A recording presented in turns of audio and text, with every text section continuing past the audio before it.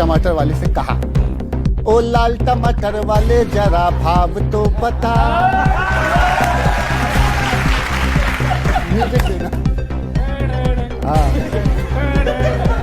ओ लाल टमाटर वाले जरा भाव तो बता, 40 रुपए देगा एक पाव तो बता। भाव तो बता, जरा भाव तो बता, जरा भाव तो बता। हाँ। ओए होए। तो सब्जी वाले ने कहा कि नेताओं को लपेट मुझे दाव ना बता,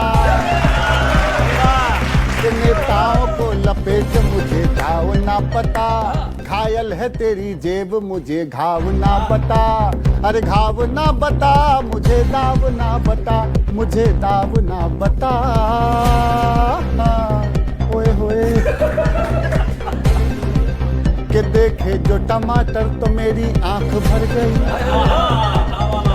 देखे जो टमाटर तो मेरी आंख भर गई। अफसोस ये महंगाई तो हद से गुजर गई, मैं घर गया तो हसरते झोला बिखर गई। मैं घर गया तो हसरते, मैं घर गया तो हसरते भोला बिखर गई। खाना मटर पनीर था पत्नी बिफर गई। अरे रूठी मेरी सोना मेरी बेबी नहीं मनती, अरे रूठी मेरी सोना मेरी बेबी नहीं मनती। कहती है टमाटर बिना ग्रेवी नहीं बनती।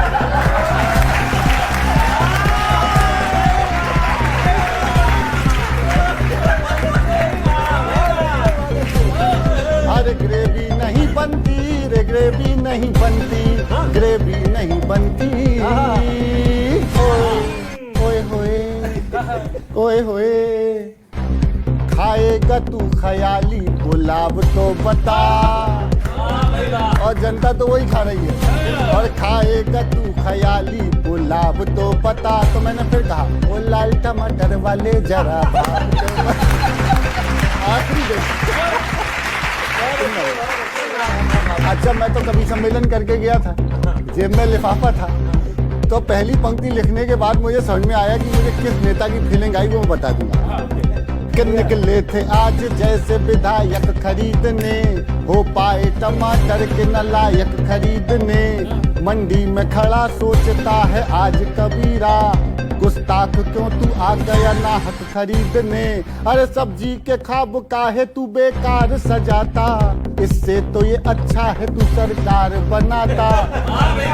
इस पंक्ति का मतलब अगली पंक्ति सुनने के बाद समझ में आएगा, और अगर सही कहूं तो आप अपने लिए और मेरे लिए तालियां बजाइएगा। कि सब्जी के ख्वाब काहे तू बेकार सजाता, इससे तो ये अच्छा था तू सरकार बनाता। सरकार बनाता रे, सरकार बनाता, सरकार बनाता। तू देश का वोटर है हमें ताव ना दिखा।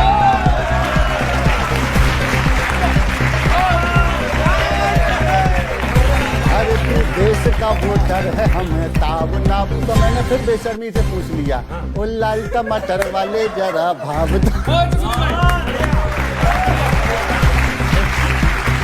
तो बेसिकली नया जी है कि अच्छा जा रहा है, लेकिन क्या पुलाव ख्याली खाने? किशोर जी देखिए, चाहे वो महंगाई की बात हो या ये बात करते हैं कि आज देश में यूसीसी लागू कर रहे हैं, चुनाव आने वाले, इसलिए ये सब बातें हो रही हैं। लेकिन एक चीज़ जो भाई ने अभी शुरू किया ना, कि एक चीज़ जो इस देश में बिल्कुल क्लियर है और देश के वोटर को क्लियर है, कि इस देश को अगर 10वीं सबसे बड़ी अर्थव्यवस्था से 5वें नंबर पे लेकर आया तो वो कौन है?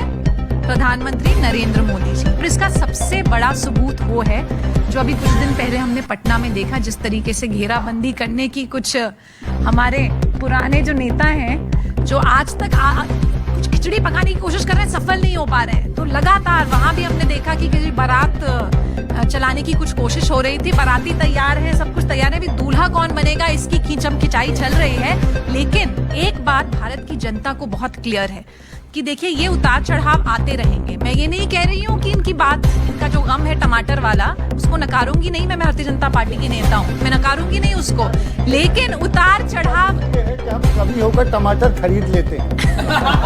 कि उतार चढ़ाव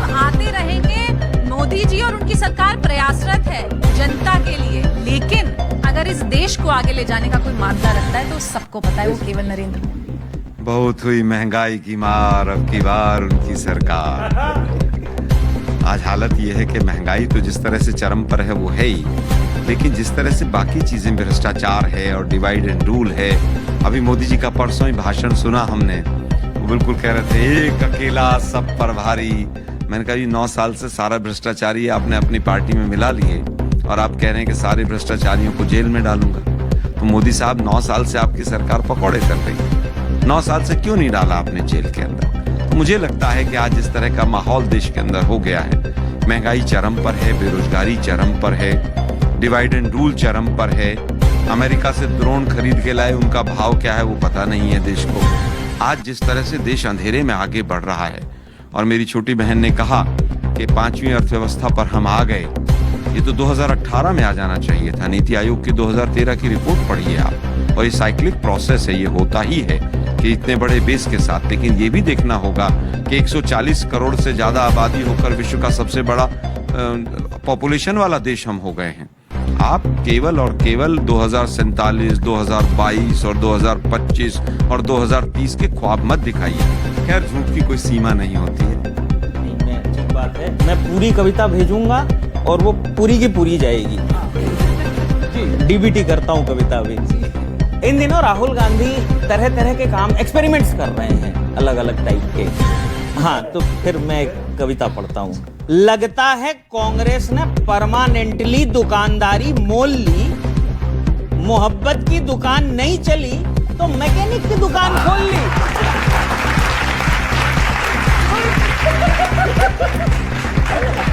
कोई ना कोई दुकान चलती रहनी चाहिए। मैकेनिक की दुकान खोल ली।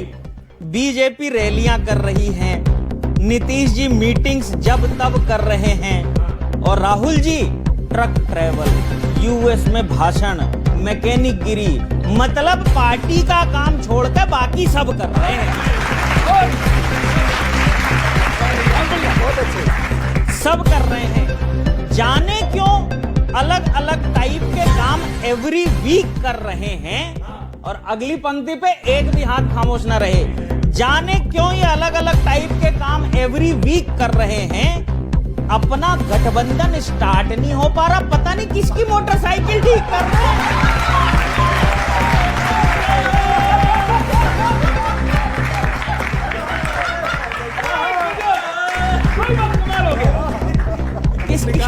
पता नहीं किसकी मोटरसाइकिल ठीक कर रहे हैं। जीत का रंगीन सपना ब्लैक एंड व्हाइट करने पे आ गए।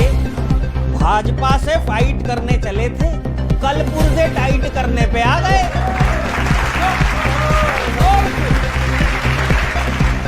लेकिन एक बात है, हमारी तो यही चाहत है कि पार्टी का फ्यूचर ब्राइट कर लीजिए। आम आदमी पार्टी ढीली होकर छिटक रही है, पहले गठबंधन के पुर्जे टाइट कर लीजिए।